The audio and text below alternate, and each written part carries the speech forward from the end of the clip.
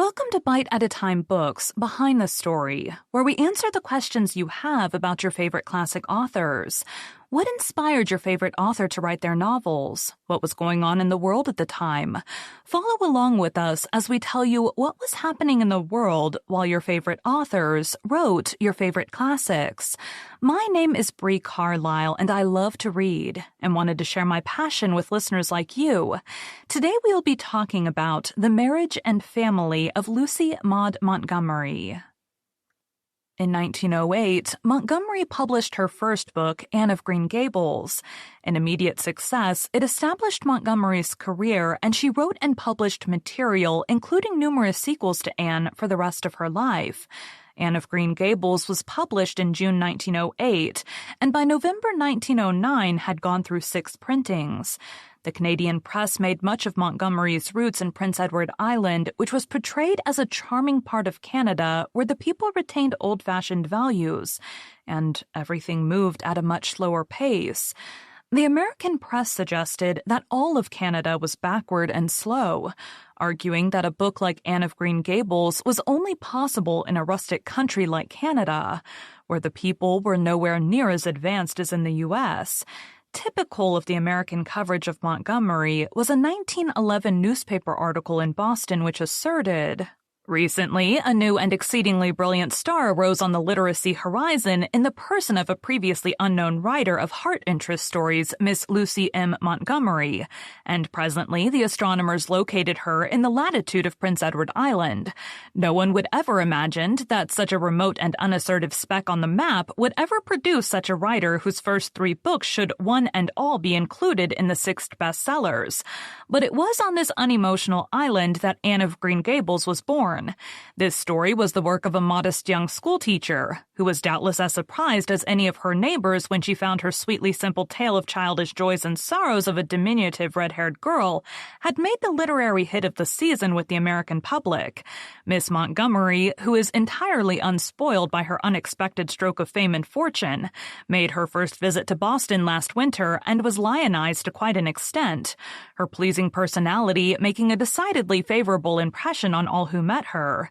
It was all very nice and novel, but the young lady confided to her friends that she would be more than glad to get back to her quiet and uneventful country life, and she would far prefer it as a regular thing even to a residence in Boston. One of the most delightful of her Boston experiences was a lunch that was given by a local publishing house that issues her books, a thoroughly Bostonian idea as well as a most credible one.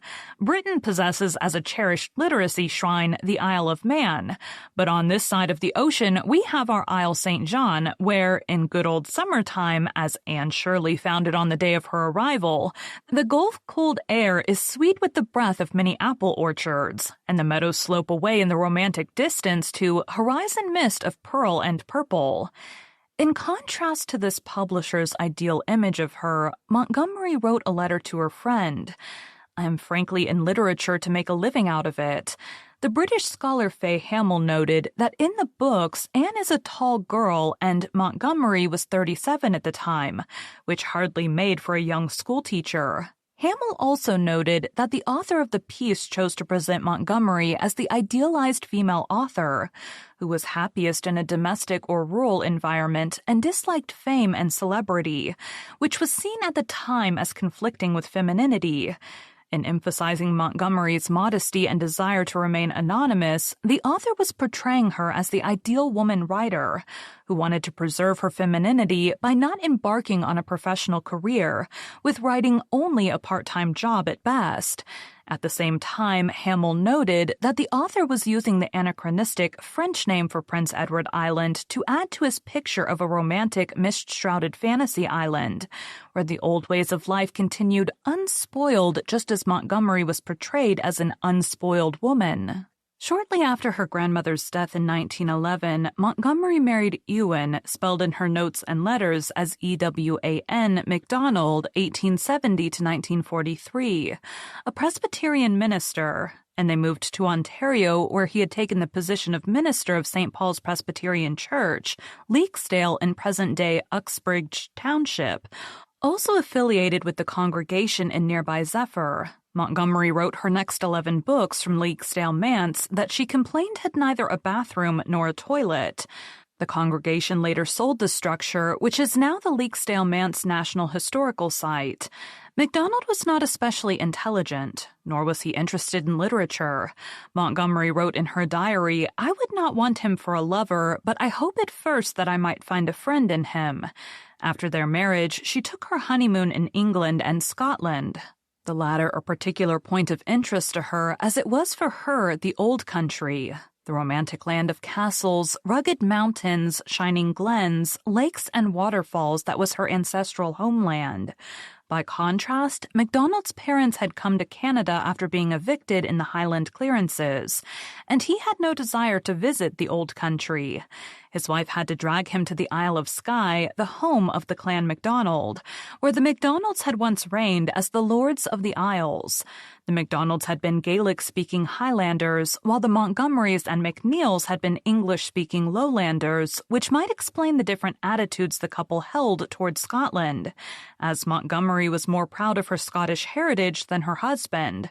Furthermore, Montgomery had read the works of Scottish writers like Robbie Burns and Sir Walter Scott, whereas her husband did not read literature at all, forcing his wife to explain to him who Burns and Scott were. In England, Montgomery visited places associated with her favorite writers, going to the Lake District made famous by William Wordsworth to William Shakespeare's house in Stratford-upon-Avon, and to the Haworth House in the Yorkshire moors where the Brontes, Anne, Charlotte, Emily, and Branwell had lived. The MacDonalds had 3 sons. The second was stillborn.